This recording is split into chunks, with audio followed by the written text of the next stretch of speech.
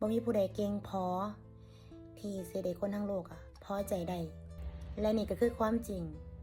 ที่ตัวเฮาเองจะต้องยอมรับมันตัวเฮาเองก็บ่ได้เก่งไปซะทุกเรื่องจึงบ่จำเป็นต้องไปแบกรับทุกเรื่องและทุกอย่างมาไว้บนบ่าเจ้าของแล้วเคยถามตัวเองบ่ล่ะว่าเมื่อยบ่ที่พยายามให้ทุกอย่างเพื่อให้ถูกใจคนอื่นและเป็นหยังต้องกดดันเจ้าของเพื่อให้เขากับมาตรฐานกับคนอื่นเพราะว่าต่างคนก็ต่างมีบรรทัดฐานชีวิตที่ต่างกันออกไปก็ลองคิดเบิ่งว่าขนาดคนที่เขาฮักเฮาที่สุดเฮาก็ยังเฮ็ดให้เขาผิดหวังได้นับประสาหยังกับคนอื่นที่เขาก็บ่ได้มีบทบาทอิหยังในชีวิตเฮาเลยแล้วคนที่ฮักเจ้าน่ะเขาสิพร้อมเข้าใจในตัวเจ้าเสมอเพราะว่าเรื่องนั้นสิเป็นเรื่องดีหรือว่าเรื่องบ่ดีก็ตามแต่ว่าสำหรับคนที่เขาบ่มักในตัวเจ้า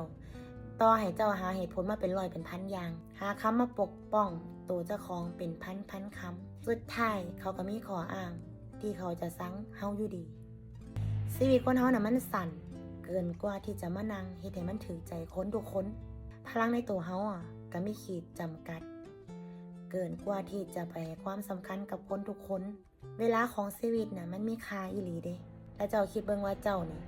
กำลังหมดเวลาไปกับเรื่องใดในชีวิตเจ้าแล้วก็เลิกสูญเสียมันไปกับคนที่เขาบ่ได้มองเห็นว่าเฮาสำคัญเถาะ